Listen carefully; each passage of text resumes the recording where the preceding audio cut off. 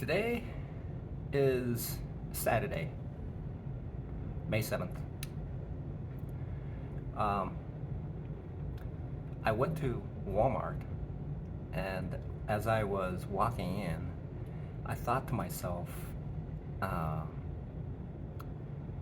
day trading on a stock. And on the way back here, I thought uh, to the office on the highway, I thought,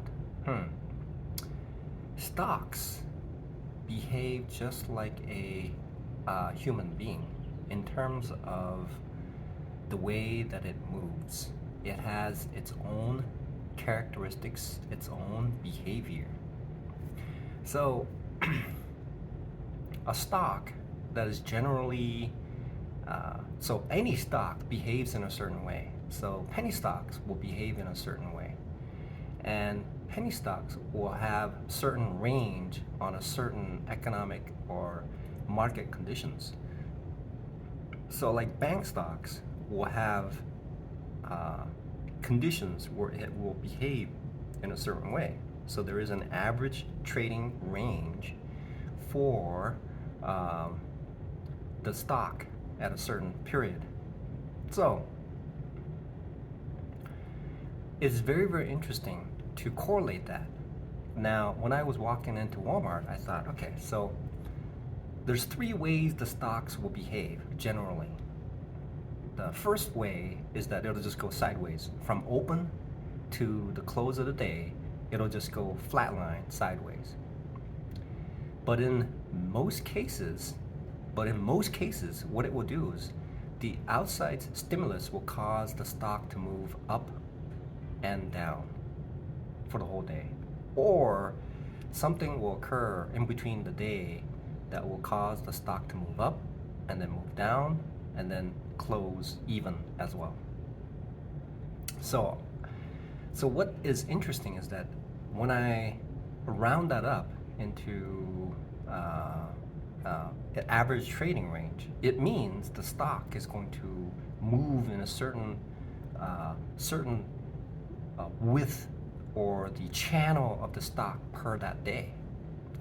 So if the stock moves up in a certain period with a certain volatility in the market, then as soon as it hits that, it'll either exceed the day's range and then it'll retrace and then close. Even though it's above, it's going to retrace below whatever the high of the day is. Or if it's below the day, then the market will cause the stock to move extremely, and then it'll rebound to a certain point where the medium is achieved towards the end of the day. Now, towards the end of the day, there's also some market volatility, as certain smaller volume of traders will cause the stock to move slightly above or below where it was generally the market wanted to move towards to. So in a very, very simple manner, so there will be three conditions. One, move up and higher. That's one condition. Sideways. The third is move down, close lower. So anything in between could cause the stock to move up and then close down too. So if I were to consider those three conditions, then when I do my trades, when I look at the trades, then I can see, I can possibly make a minimum of two trades on those stocks that is not moving sideways all the way through like a flat line. So a stock that moves up and down, whether it finishes higher or lower, that means that the first part of trading I can trade the trend. Okay.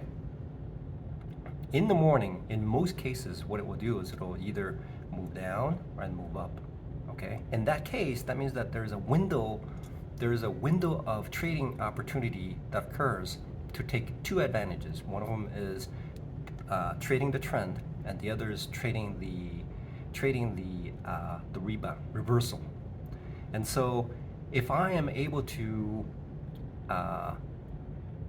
look at the statistical the probability of the stock movements in each day, then I can adjust my entry, and I can adjust my stop loss set between the limit order and set with the limit order and a stop loss, such that when I enter, I can set it and I expect certain amount of the stock to move. And when it moves in a safe and a statistically a high probability for the stock, then the overall tendency for me to change the outcome of my trade can be made.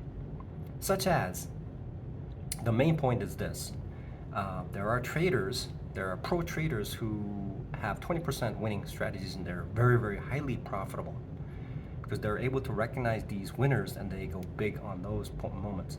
But if they're 80% wrong, then they get out very, very fast. Okay? I'm not them. There are experts.